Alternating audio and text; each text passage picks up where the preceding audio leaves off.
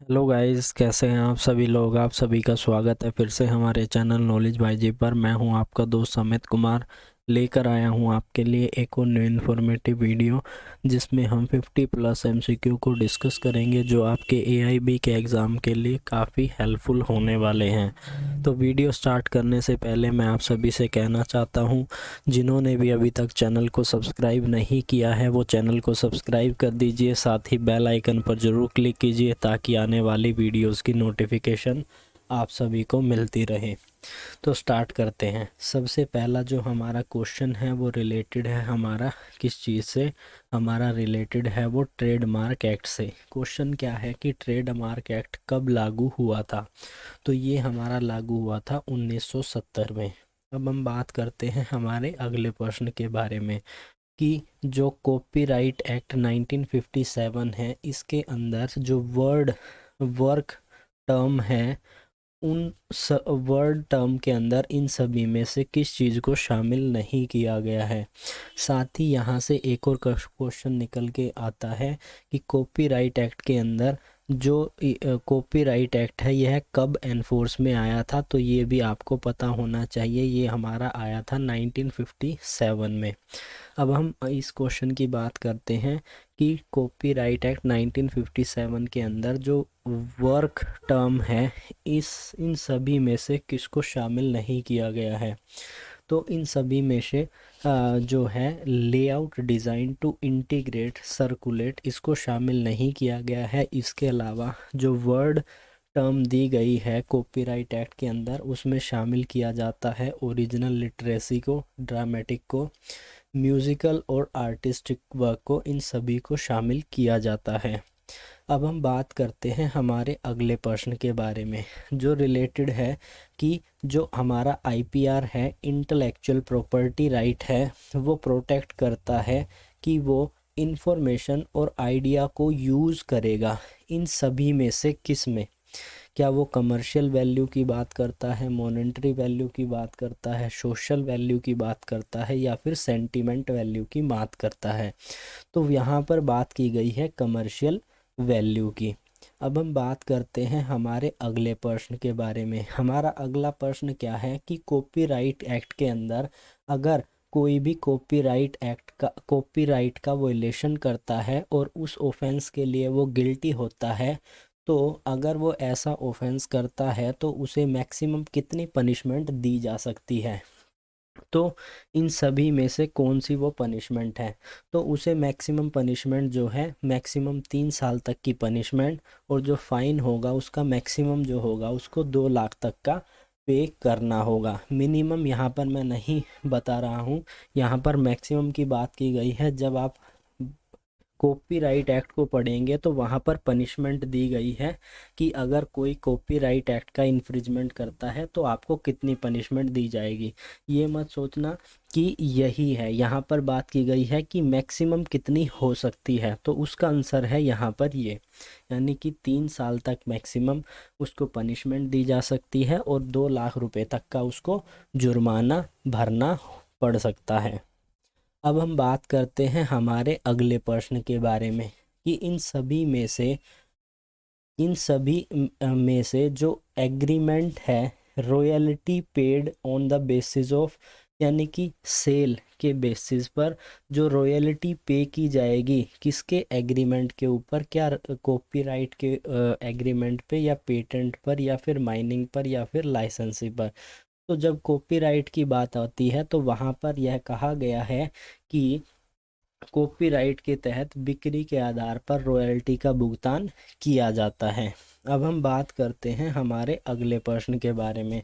हमारा अगला प्रश्न क्या है कि जो हमारा आईपीआर है, इंटेलेक्चुअल प्रॉपर्टी राइट है, वो किन चीज़ों को कवर करता है इन सभी में से। क्या वो पेटेंट को कवर करता है, कॉपीराइट को कवर करता है, ट्रेडमार्क को कवर करता है, या फिर इन सभी को कवर करता है। जैसे ही हम हमारी आईपीआर का बेयर एक्ट देखते हैं तो वहाँ पर हमें ये तीनों एक्ट इसके अंतर्गत शामिल मिलते हैं। तो इसका जवाब होगा कि यह सभी चीज़ों को शामिल करता है। अब हम बात करते हैं हमारे अगले प्रश्न के बारे में। यहाँ पर एक स्टेटमेंट दी गई है कि पेटेंट के अनुसार ये जो स्टेटमेंट है इनकी प्रॉपर सीक्वेंस क्या होगी। तो इसको हम हिंदी में पढ़ते हैं ताकि आपको और अच्छे से समझ में आ जाए। पहला पॉइंट क्या कहता है कि असली और पहले मालिक फर्म ए में आवेदन करेगा और असली मालिक का कानूनी प्रतिनिधित्व फर्म 2 में आवेदन करेगा। दूसरा पॉइंट क्या कहता है कि एक पूर्ण विनिर्देशक रुपयों के शुल्क के साथ भरा जाएगा और 50 आवेदन जमा करने की तारीख से 12 महीने के भीतर। तीसरा पॉइंट है कि काम का पहला आविष्करण जो सत्य होने का दावा करता है और पहला मालिक या फिर उसकी कानूनी प्रतिनिधि। फोर्थ पॉइंट कहता है प्रत्येक आविष्कार के लिए पेटेंट के लिए अलग आवेदन किया जाता है। तो इन सभी की राइट सीक्वेंस क्या होगी। तो जो हमारा सेकंड पॉइंट है ये बात करता है राइट सीक्वेंस को, यानी कि यहाँ पर अगर बात करें तो सबसे पहला हमारा पॉइंट आता है थर्ड वाला, उसके बाद आता है हमारा फोर्थ वाला, उसके बाद आता है हमारा फर्स्ट वाला और उसके बाद आता है हमारा सेकंड वाला। तो ये हमारी जो सीक्वेंस है बिल्कुल सही है।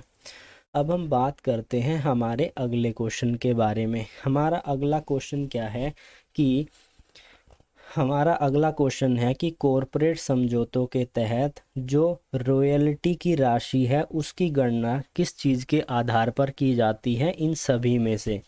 क्या वो बुक को पब्लिश करने की संख्या पर की जाएगी, बुक को बेचने की संख्या पर की जाएगी, या फिर प्रकाशित पुस्तक की कुल लागत पर की जाएगी, या फिर बेची गई पुस्तक की कुल लागत पर ऐसा किया जाएगा। तो ये जो है इसकी गणना किस तरीके से की जाएगी कि बेची गई पुस्तक की कुल विक्रय मूल्य क्या होगा उस पर हमारा ये है इसकी गणना की जाएगी।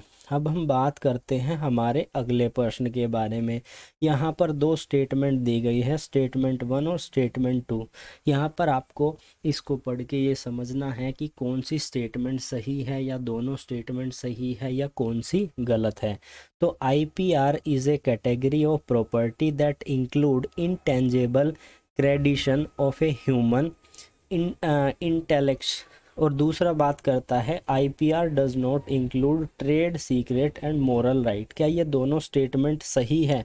नहीं, ये दोनों ही स्टेटमेंट जो है गलत है, इसलिए हमारा दूसरा जो है जवाब वो बिल्कुल सही है। अब हम बात करते हैं हमारे अगले प्रश्न के बारे में। हमारा अगला प्रश्न क्या है कि लैंड एक्विजिशन जो एक्ट है 2013 का, इसके अनुसार गवर्नमेंट कैन एक्वायर लैंड।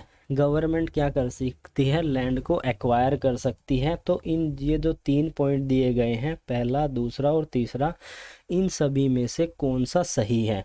क्या A और B सही है, B और C सही है, A और C सही है, या फिर ये तीनों ही सही है? तो जब हम बात करते हैं लैंड एक्विजिशन एक्ट 2013 की, तो वहाँ पर जो गवर्नमेंट है वो एक्वायर कर सकती है लैंड को, किसके लिए? स्ट्रेटजिक पर्पस के लिए। और साथ ही वो किस चीज़ के लिए कर सकती है कि जो भी प्रोजेक्ट है फैमिलीज़ के लिए जो इफ़ेक्ट किए जाते हैं प्रोजेक्ट के द्वारा, तो इन दोनों को शामिल किया गया है। अब हम बात करते हैं हमारे अगले प्रश्न के बारे में कि जो हमारा लैंड एक्विजिशन एक्ट है उसे हम इन सभी में से किस और नाम से जानते हैं। तो जैसा कि हमने पहले पढ़ा था, वो बात करता है right to fair compensation and in local acquisition transparency rehabilitation resettlement act 2013। ये हमारा इसका बिल्कुल सही जवाब है। अब हम बात करते हैं हमारे अगले प्रश्न के बारे में कि जो हमारा लैंड एक्विजिशन एक्ट है ये कब फोर्स के अंतर्गत आया था। काफ़ी इजी क्वेश्चन है, आपको अवश्य इसके बारे में पता होगा। अगर नहीं पता है तो मैं यहाँ पर बता देता हूँ कि ये हमारा 1 जनवरी 2014 को जो है वो लागू हुआ था। अब हम बात करते हैं कि लैंड के अंदर इन सभी में से कौन सा सब्जेक्ट मैटर है लैंड से संबंधित। क्या वो स्टेट गवर्नमेंट की बात करता है, स्टेट सेंट्रल गवर्नमेंट, या फिर अर्बन लोकल बॉडी, या फिर इन सभी के विषय जो है लैंड के अंतर्गत शामिल किए गए हैं। तो जो स्टेट गवर्नमेंट है वो विषय है किसका, भूमि का, लैंड का। अब हम बात करते हैं हमारे अगले प्रश्न के बारे में कि लैंड एक्विजिशन एक्ट 2013 में इन सभी में से साइलेंट फीचर कौन सा है।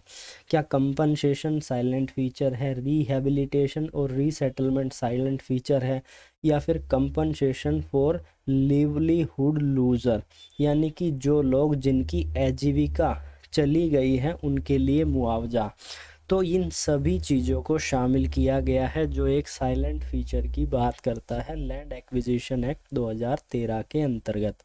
अब हम बात करते हैं हमारे अगले प्रश्न के बारे में कि लैंड एक्विजिशन एक्ट 2013 में फैमिली के अंदर किस चीज़ को शामिल किया गया है इन सभी में से।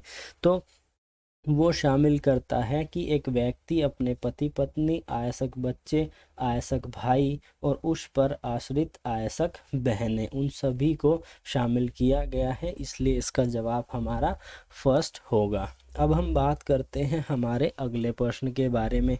हमारा अगला प्रश्न क्या है कि कोई भी family who an account of acquisition of land has to be relocated, resettled from the affected area to the resettlement area is called।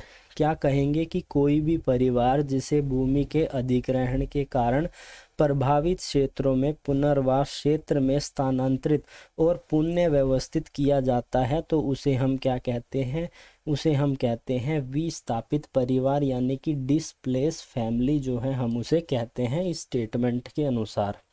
अब हम बात करते हैं हमारे अगले प्रश्न के बारे में कि लैंड एक्विजिशन एक्ट 2013 के अंदर स्पेसिफाइड पर्सन इंक्लूड करते हैं कि कोई भी person other than appropriate government company, association of person, trust और सोसाइटी। तो इन सभी को शामिल किया गया है इसके अंतर्गत। अब हम बात करते हैं हमारे अगले प्रश्न के बारे में कि जो एक स्टेटमेंट है यहाँ पर यह कहा गया है कि भूमि अर्जित पुनर्वास एवं पुनः स्थापित अधिनियम 2013 में उचित मुआवजा एवं पारदर्शिता के अधिकार के अंतर्गत जो प्रभावित परिवार है उसके जीवन यापन, सार्वजनिक एवं सामुदायिक संपत्ति, परिसंपत्ति एवं अधोसंरचना आदि के संबंध में सामाजिक प्रभाव एवं सार्वजनिक प्रयोजन के निर्धारण का निर्णय किया गया है। किस सेक्शन के अंतर्गत यह किया गया है, तो इन दोनों सेक्शन में ही बात की गई है इसके बारे में। अब हम बात करते हैं हमारे अगले प्रश्न के बारे में। हमारा अगला प्रश्न है कि कॉन्स्टिट्यूशन संविधान का आर्टिकल अनुच्छेद 19A(F) जो कि गारंटी देता है सभी सिटीजन को क्या करने का, कि उसके पास फंडामेंटल राइट है कि वो एक्वायर कर सकते हैं और होल्ड कर सकते हैं प्रॉपर्टी को। अब हम बात करते हैं हमारे अगले प्रश्न के बारे में। हमारा अगला प्रश्न है कि संविधान के अनुच्छेद 21 में प्रावधान है कि संपत्ति का कोई भी भाग्य राज्य अधिग्रहण केवल होना चाहिए कब, जब वो क्या करे, वो वैलिड लॉ के ऊपर एनेक्टमेंट हो, यानी कि वो वैध कानून के अधीनस्थ होने पर, सार्वजनिक उद्देश्य के लिए और मुआवजा भुगतान होने पर। तो इन सभी पर जो है हमारा अनुच्छेद 21 यह कहता है कि संपत्ति का कोई भी राज्य अधिग्रहण होना चाहिए। अब हम बात करते हैं हमारे अगले प्रश्न के बारे में। हमारा अगला प्रश्न है कि कॉन्स्टिट्यूशन की 44th अमेंडमेंट जो है 1978 को समाप्त कर दिया गया था, जो कि समाप्त कर दिया गया था किसको, इन आर्टिकल में से किसकी बात की गई है, आर्टिकल 19(1)(F) और आर्टिकल 31 की। अब हम बात करते हैं हमारे अगले प्रश्न के बारे में कि कॉन्स्टिट्यूशन की 44th अमेंडमेंट जो है इन सभी में से किस आर्टिकल में एक न्यू चैप्टर 4 और पार्ट 12 कॉन्स्टिट्यूशन की बात करता है। तो जब हम पढ़ते हैं आर्टिकल 301 को तो वहाँ पर बात की गई है इस बारे में। अब हम बात करते हैं हमारे अगले प्रश्न के बारे में कि संपत्ति का अधिग्रहण और रिक्विजिशन के विषय के रूप में शामिल किया गया है किसके अंदर? कंकरेंट लिस्ट के अंदर, साम्यवर्ती सूची के अंतर्गत। अब हम बात करते हैं हमारे अगले प्रश्न के बारे में कि कौन सी अमेंडमेंट जो है वो पास की गई थी जब बेला बैनर्जी केस के डिसीजन के बाद। तो हमारी जो 14th अमेंडमेंट थी उसके बाद यह डिसाइड किया गया था। अब हम बात करते हैं हमारे अगले प्रश्न के बारे में कि इन सभी में से कॉन्ट्रैक्ट के लिए क्या चीज़ आवश्यक नहीं है? क्या कॉम्पिटेंट पार्टी होनी चाहिए? आवश्यक है। रीजनेबल टर्म और कंडीशन, ये इतना आवश्यक नहीं है। फ्री कंसेंट होनी चाहिए, लॉफुल कंसाइडेशन होनी चाहिए। इसलिए हमारा सेकंड जो है वो बिल्कुल सही जवाब है। अब हम बात करते हैं हमारे अगले प्रश्न के बारे में कि एग्रीमेंट बन जाता है कॉन्ट्रैक्ट कब? जब उसे एनफोर्सिएबल किया जाए लॉ के द्वारा। अब हम बात करते हैं हमारे अगले प्रश्न के बारे में जो कि कहता है स्टैंडर्डाइज कॉन्ट्रैक्ट किसे कहते हैं? स्टैंडर्डाइज कॉन्ट्रैक्ट का मतलब होता है व्यक्ति पर बिंदुदार रेखा को स्वीकार करने और उस पर हस्तांतरित करने के अलावा उस पर कोई विकल्प नहीं होता है। फर्स्ट पॉइंट हमारा बात करता है स्टैंडर्डाइज कॉन्ट्रैक्ट के बारे में। अब हम बात करते हैं कि इन सभी का क्या सही सीक्वेंस है। तो सबसे पहले आता है ऑफर, कंसाइडेशन, एक्सेप्टेंस और फिर आता है हमारा एग्रीमेंट। तो ये जो पॉइंट है हमारा बिल्कुल सही सीक्वेंस की बात करता है। अब हम बात करते हैं हमारे अगले प्रश्न के बारे में कि इन सभी स्टेटमेंट को देखिए। जितने भी प्रॉमिस है वो एग्रीमेंट है, जितने भी एग्रीमेंट है वो कॉन्ट्रैक्ट है। कॉन्ट्रैक्ट जो कि रहेगा एनफोर्सिएबल लॉ के द्वारा बिकम वॉइड और minor who supply necessarily to be personally liable to pay off them. तो इन सभी में से कौन सी सही बिल्कुल राइट स्टेटमेंट की बात करता है? तो हमारा पहला और थर्ड बिल्कुल राइट है, ए और सी हमारा यहाँ पर आंसर है।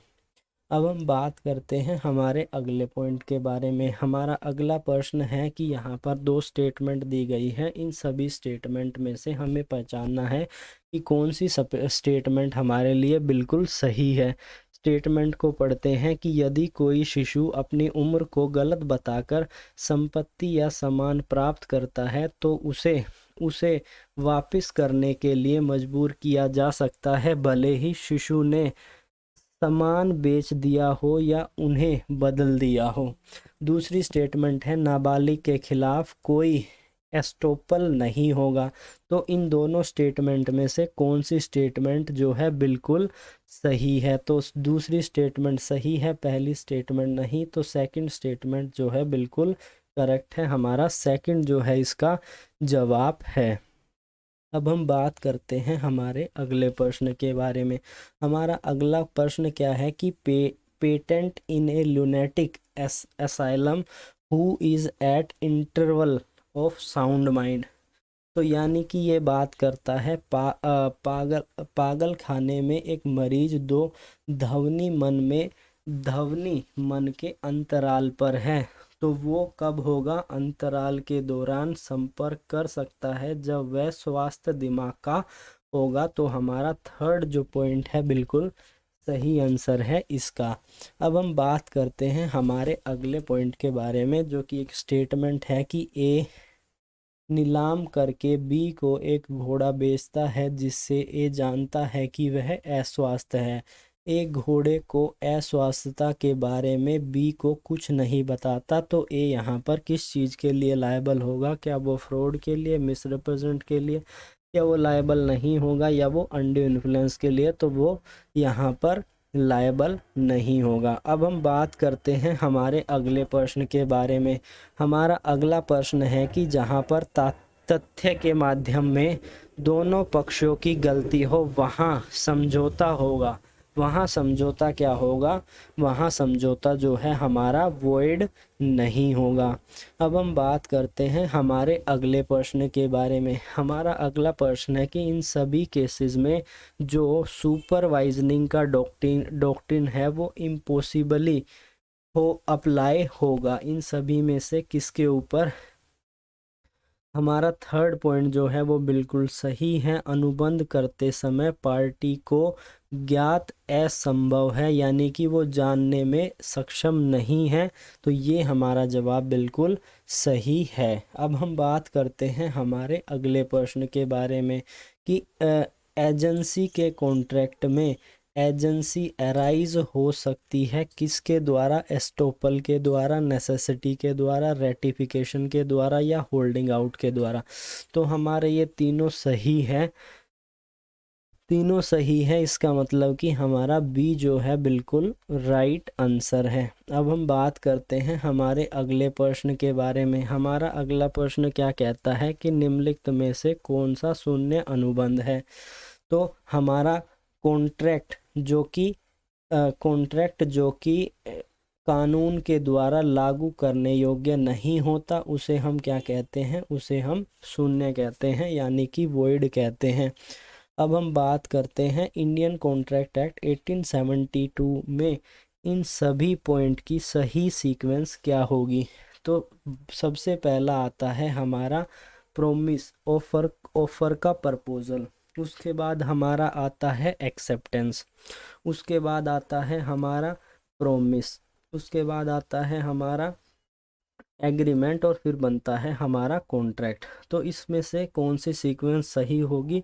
तो हमारी जो लास्ट वाली सीक्वेंस है वो बिल्कुल सही है। अब हम बात करते हैं हमारे अगले प्रश्न के बारे में। दो स्टेटमेंट दी गई है, इनमें से आपको ध्यान से देखना है कि कौन सी स्टेटमेंट सही है, कौन सी स्टेटमेंट सही नहीं है। पहली स्टेटमेंट क्या कहती है कि एग्रीमेंट बिना कंसाइडेशन के हमेशा वैलिड होता है। क्या ये सही है? नहीं, ये बिल्कुल भी सही नहीं है। दूसरी स्टेटमेंट है जितने भी कॉन्ट्रैक्ट है वो एग्रीमेंट होंगे, बट जितने भी एग्रीमेंट है वो कॉन्ट्रैक्ट नहीं होंगे। ये बिल्कुल करेक्ट स्टेटमेंट है। तो हमारी जो थर्ड पॉइंट है वो इसके बारे में बात करता है, हमारा राइट आंसर है। अब हम बात करते हैं हमारे अगले प्रश्न के बारे में कि मैनिफेस्टेशन में इसको अरेंज कीजिए। तो सबसे पहले हमारा क्या आता है? सबसे पहले हमारा ऑफर आता है, फिर आता है एक्सेप्टेंस, फिर कॉन्ट्रैक्ट होता है और फिर कॉन्ट्रैक्ट का ब्रीच होता है। तो इस तरीके से हमारी जो सेकंड पॉइंट है वो हमारा बिल्कुल सही है। अब हम बात करते हैं हमारे अगले प्रश्न के बारे में। हमारा अगला प्रश्न क्या कहता है कि इंडियन कॉन्ट्रैक्ट एक्ट 1872 के अंदर कंसेंट इन सभी में से किस पॉइंट के लिए बिल्कुल सही है? तो पहला पॉइंट क्या कहता है कि कंसेंट जब सही है जब वो एग्री होते हैं सेम थिंग और सेम सेंस के ऊपर। तो हमारा थर्ड पॉइंट जो है वो बिल्कुल सही है। अब बात करते हैं जो बैंकर वर्ड है वो इन सभी में से किस चीज़ को शामिल करता है? वो शामिल करता है कि कोई भी पर्सन जो एक्ट कर रहा है as an banker and any post officer saving bank. तो सेकंड पॉइंट जो है हमारा इसका बिल्कुल सही जवाब है। अब हम बात करते हैं कि इंडियन कॉन्ट्रैक्ट एक्ट 1872 के अंदर इंटरप्रिटेशन क्लॉज के बारे में किस सेक्शन में बताया गया है? इंडियन एविडेंस एक्ट 1872 के अंदर। तो वहाँ पर जब हम सेक्शन 2 पढ़ते हैं तो वहाँ पर इंटरप्रिटेशन क्लॉज के बारे में बात की गई है। अब हम बात करते हैं हमारा इंडियन कॉन्ट्रैक्ट एक्ट कब लागू हुआ था? काफ़ी इजी क्वेश्चन है, तो मैं ये आप सभी के लिए छोड़ रहा हूँ। आप मुझे कमेंट करके ज़रूर बताना इसका सही जवाब क्या है। अब हम बात करते हैं कि कानून के द्वारा लागू नहीं किए जाने वाले समझौतों के अनुबंध अधिनियम 1872 की धारा के तहत शून्य माना जाता है। यानी कि इंडियन कॉन्ट्रैक्ट एक्ट के अंदर इन सभी में से कौन सी सेक्शन है जो बात करती है कि एग्रीमेंट जो है वो हमारा क्या होगा? शून्य होगा, वो वॉइड होगा। तो जब हम पढ़ते हैं हमारे सेक्शन 2G को तो वहाँ पर लिखा गया है अब हम बात करते हैं हमारे अगले प्रश्न के बारे में। हमारा अगला प्रश्न क्या है कि कॉन्ट्रैक्ट के अंदर इन सभी में से कौन सा उसका एसेंशियल नहीं है, क्या चीज़ उसमें आवश्यक नहीं है। तो कॉन्ट्रैक्ट में कंसाइंडेशन जो है आवश्यक है, वैल्यूएबल कंसाइंडेशन आवश्यक है, लॉफुल कंसाइंडेशन आवश्यक है, पर्याप्त कंसाइंडेशन आवश्यक नहीं है। तो हमारा जो फोर्थ पॉइंट है वो बिल्कुल इसका सही जवाब है। तो आज हमने इस वीडियो में काफ़ी अच्छे क्वेश्चंस को डिस्कस किया जो कि आपके एआईबी के लिए काफ़ी हेल्पफुल होने वाले हैं। तो जुड़े रहिए हमारे साथ अमित कुमार नॉलेज भाई जी के साथ।